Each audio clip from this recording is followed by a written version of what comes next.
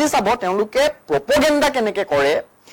10,000 টকা তেওঁলোকে মহিলাক দিব আৰু সেই 10,000 টকা আঁচনিখনৰ নাম দি দিছে লাখপতি বাইদেউ আঁচনি এগৰাকী মানুহে 10,000 টকা পাই কোনোবা লাখপতি হ'ব পাৰে নেকি 10,000 টকা আজিৰ ডেটত 10,000 টকাৰে কোনোবাই বিজনেছ কৰি আজিৰ ডেটত কোনোবা লাখপতি হ'ব পাৰে নেকি আৰু 10,000 টকা দিব তোমালোকে হাজাৰপতি বাইদেউ কিয় নিদিয়া কিয় তোমালোকে লাখপতি বাইদেউ দিছা মই এটা কথা কৈ দিওঁ মানে এইখিনিতে মানে অৰুণোদয়ৰ কথাটো এই মানে চৰকাৰখনে মানে বিজেপি নেতাসকলে বিৰাট প্ৰচাৰ কৰি থাকে তেওঁলোকে যে আমি ডেভেলপমেণ্ট কৰিছো আমি অৰুণোদয় দিছো বা কিবা কৰিছো আজি আপুনি চাব চৰকাৰখনৰ হিমন্ত বিশ্ব শৰ্মা যেতিয়াৰ পৰা মুখ্যমন্ত্ৰী হৈছে হিমন্ত বিশ্ব শৰ্মাই যেতিয়াৰ পৰা গভৰ্ণমেণ্ট চলাবলৈ লৈছে তেতিয়াৰ পৰা চৰকাৰখন ধাৰত পুত গৈ তেওঁলোকে ঋণ লৈ চৰকাৰ চলাইছে লোন লৈ চৰকাৰ চলাইছে আমি যেতিয়া লোনৰ প্ৰসংগটো আনো ঋণৰ প্ৰসংগটো আনো তেতিয়া চৰকাৰৰ ফালৰ পৰা অথবা বিজেপি দলটোৰ ফালৰ পৰা ক'বলৈ বিচাৰে যে আমাৰ কেপাচিটি আছে কাৰণে আমাক বেংকে লোন দিছে যাৰ কেপাচিটি থাকে তাক লোন দিছে এটা সাধাৰণ কথা মই কৈ দিওঁ হিমন্ত বিশ্ব শৰ্মা ইমান যে লোন বিলাক লৈ আছে এই লোন বিলাক আজি ধাৰ মাৰিব নালাগে এইবিলাক ধাৰ মাৰিব লাগিব আজিৰ পৰা 10 বছৰ 15 বছৰ পিছত আজি হিমন্ত বিশ্ব শৰ্মা ৰিজাৰ্ভ বেংকৰ পৰা লোন লোৱা নাই আজি হিমন্ত বিশ্ব শৰ্মা ৰিজাৰ্ভ বেংকে লোন দিয়া নাই আজি অসম চৰকাৰৰ ৰিজাৰ্ভ বেংকে লোন দিয়া বন্ধ কৰি দিছে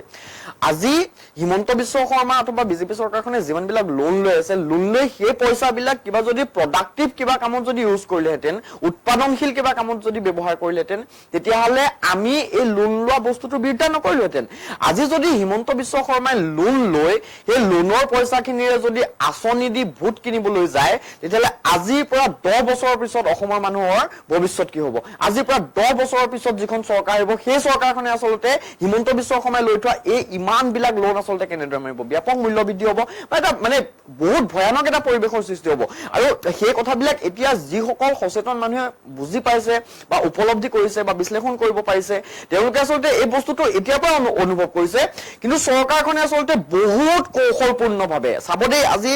আপুনি চাবোনটো যেতিয়া গাত মাৰি দিব পানী অকণ মাৰি দিয়াৰ পিছত ফেনটো আপোনাৰ গাত অলপ দেৰি লাগি থাকিব তাৰপিছত ফেনটো নোহোৱা হৈ যাব আজি বিজেপি চৰকাৰে যিবিলাক আঁচনি দিছে একদম পুৰা তেনেকুৱা সেম আঁচনিখন পাই গ'ল মানুহ অকমান পুৰা হৈ গ'ল তাৰপিছত আৰু খেলা খতম পইচা হজম আজি মানুহ আমি কি কৈছো যে মানুহক আত্মনিৰ্ভৰশীল কৰিব লাগিব আজি অসমৰ মানুহক আত্মনিৰ্ভৰশীল কৰি তুলিবলৈ বিজেপি চৰকাৰখনে কোনো পদক্ষেপ হাতত লোৱা নাই নহয় অৰুণোদয় আঁচনিখন দিলে মানুহ আত্মনিৰ্ভৰশীল হ'ব নোৱাৰে নহয় 1200 টকাত মানুহ কোনোবা আত্মনিৰ্ভৰশীল হ'ব পাৰে নেকি আজি চাব তেওঁলোকে প্ৰপগেণ্ডা কেনেকে কৰে 10,000 টকা তেওঁলোকে মহিলাক দিব আৰু সেই 10,000 টকা আঁচনিখনৰ নাম দি দিছে লাখপতি বাইদেউ আঁচনি এগৰাকী মানুহে 10,000 টকা পাই কোনোবা লাখপতি হ'ব পাৰে নেকি 10,000 টকা আজিৰ ডেটত 10,000 টকাৰে কোনোবাই বিজনেছ কৰি আজিৰ ডেটত কোনোবা লাখপতি হ'ব পাৰে নেকি আৰু 10,000 টকা দিব তোমালোকে হাজাৰপতি বাইদেউ কিয় নিদিয়া কিয় তোমালোকে লাখপতি বাইদেউ দিছা মানে বিজেপি দলটো এইটো কাম কৰা ষ্ট্ৰেটেজি তেওঁলোকে পুৰা প্ৰি প্লেনলি ইলেকশ্যনৰ আগত নিৰ্বাচনৰ আগত মানুহক যাতে তেওঁলোকে আভুৱা ভাৰিব পাৰে ভুৱা কিছুমান কথা কৈ যাতে তেওঁলোকে মানুহৰ ভোট আদায় কৰিব পাৰে তাৰ কাৰণে আচলতে এই এনেকুৱা ধৰণৰ কাৰবাৰবিলাক কৰি আচলতে আমাৰ মানুহক আজিৰ দিনত ভয়ংকৰ এক মানে অন্ধকাৰ মানে পৰিৱেশত ৰখাৰ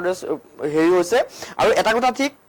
আজিৰ দিনত হিমন্ত বিশ্ব শৰ্মা অথবা বিজেপি চৰকাৰখনে কাক কণ্ট্ৰল কৰা নাই সবকে কণ্ট্ৰল কৰিছে মই মানে আমি